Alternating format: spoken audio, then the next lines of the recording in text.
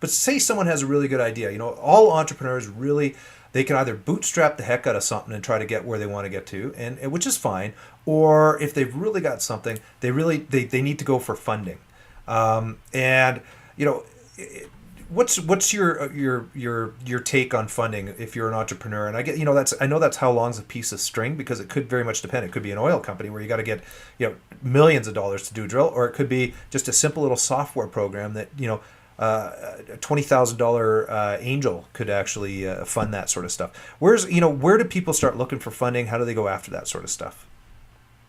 It's a huge question. Yes. I mean, the first thing with the whole question of funding is where you started, which is, what do I need?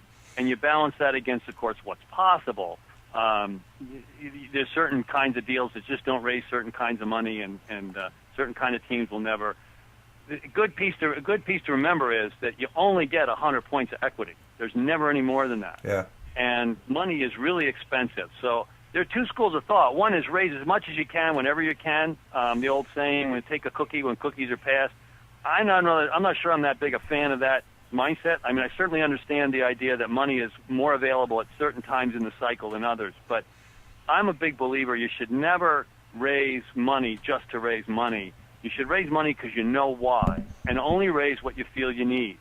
Because once you've given away that equity, you've given away control of your company, you've given away focus, and you never can get it back. But if you do want to go out for money, the next thing you got to do is you got to decide, where are you in the cycle? Which kinds of money are most adaptable to where you are? Angels will invest in one stage and are no good later. They only invest so early. Earlier than that, you got to look other places. Not every deal is right for venture capital, even though a lot of first-time entrepreneurs' first words out of their mouth are, I'm going to go raise venture capital money. Venture capitalists invest in about 1 out of 100 deals they look at. Mm-hmm. And remember that those 100 deals are self-selected to be deals that a venture capitalist might actually invest in, which means they invest in very few of the deals that actually get funded every year. Angels, basically almost an order of magnitude and a half more deals per year than the venture capitalists invest in. And then, of course, the number that either of those groups invest in is only a fraction of total business starts in a given year.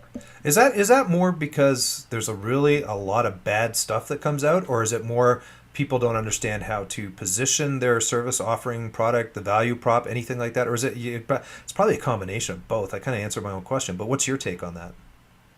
Well, actually, not to be argumentative, but I'm not sure it's the right question, because to say that only a small fraction of the deals get funded makes it sound like the rest should never have been funded, and therefore they're like illegitimate or no good. Most deals are just not right for venture capital. Gotcha. And even most deals are not right for angel investing. They're both subsets of private equity.